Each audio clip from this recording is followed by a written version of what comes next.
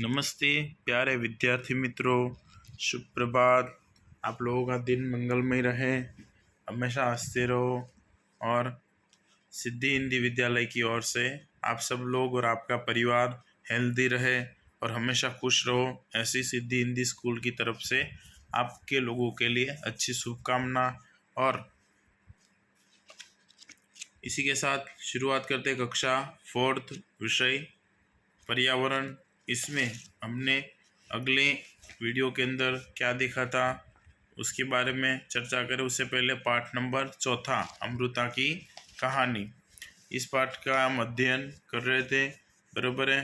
Last के video के अंदर हमने देखा था कि राजा अपने राजमहल के निर्माण के कार्यों के लिए उसको लकड़ी की आवश्यकता होती है, इसलिए कुछ लकड़हार कहाँ पर अमृता की गांव में पहुँचते हैं। बराबर। अनजान लोगों को देखकर जब अमृता पूछती है तो क्या बोलते वो लोग, राजा का महल बनवाने के लिए इन पेड़ों को काटने के लिए आए हैं। और अमृता पेड़ों से लग जाती, लिपट जाती है। उसे देखकर गांव के दूसरे लोग, लड़कियां, युवान और बुजुर्ग पेड़ों के साथ लटक जाते हैं, लिपट जाते हैं और उनकी मृत्यु हो जाती है। और वो लोग पेड़ों को बचाने के लिए अपनी जान दे देते हैं। जब राजा ने सुनता है और उसे विश्वास नहीं होता है और वह स्वयं उन लोगों को के प्रेम को, झाड़ के प्रति, वृक्षों के प्रति उनके प्रेम को देखने के लिए वो स्वयं उधर आता है। फिर उसके पश्चात नीचे कुछ प्रश्न दिए गए थे। क्या आप जानते हो कि गांव के बुजुर्ग क्या कहते थे?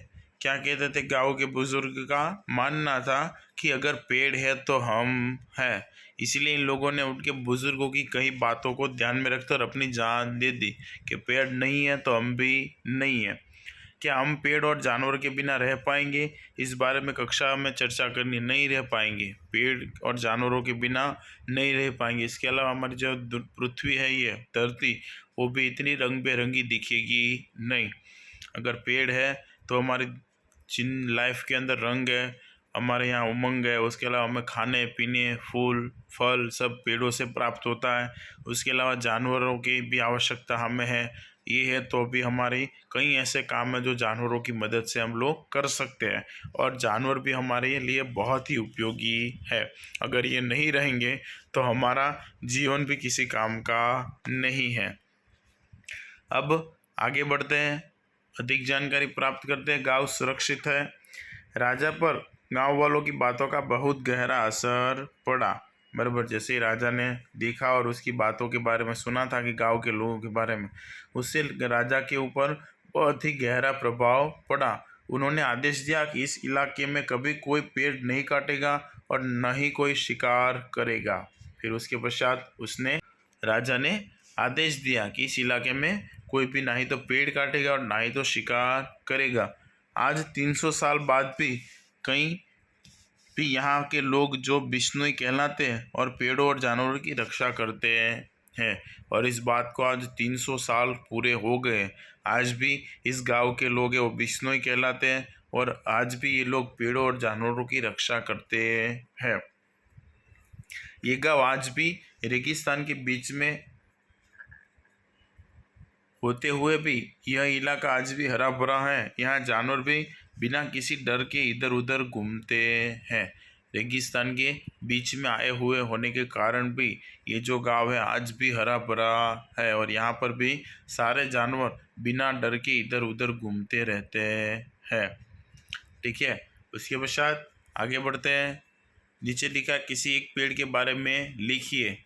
क्या उस पर फूल आते हैं? किस रंग के? तो आपको कोई एक पेड़ जो आपको पसंद हो उसके बारे में आप लिख सकते हो। ठीक है। जैसे कि चलो कि तुम लोगों ने सोचा कि तुम लोगों को आम का पेड़ पसंद है, तो क्या उस पर फूल आते हैं? किस रंग के? तो नहीं आते हैं। वृक्ष पर फूल साल भर रहते हैं, तो आम के पेड़ पर भी देखते हो तो साल भर फूल आते ही नहीं, तो रहेंगे नहीं। पत्तियाँ किस महीने में झड़ती हैं? तो आम के पेड़ों की पत्तियाँ किस महीने में झड़ती हैं? वसंत ऋतु में झड़ती हैं। वसंत यानी कि कौन सा महीना होगा? वसंत ऋतु यानी मार्च या जुलाई के आसपास झड़ती हैं। क्या उस पर फल लगते हैं? फल का नाम लिखिए। हाँ, उस पर फल लगते हैं और उसका नाम आम है। ठीक है। उसके अलावा और कोई पेड़ का नाम, जैसे सेब है या फिर आप लोगों को अनार पसंद हो, अनार के बारे में, चीकू है, चीकू के बारे में भी लिख सकते हो। जो आप लोगों का पसंदीदा पेड़ हो उस पेड़ के बारे में आपको यहाँ पर लिखना रहेगा, परंतु उस पेड़ के बारे में आपको जानकारी भी होनी चाहिए। ठीक है। आशा रखता हूँ आज की वीडियो में सबको समझ में आया होगा।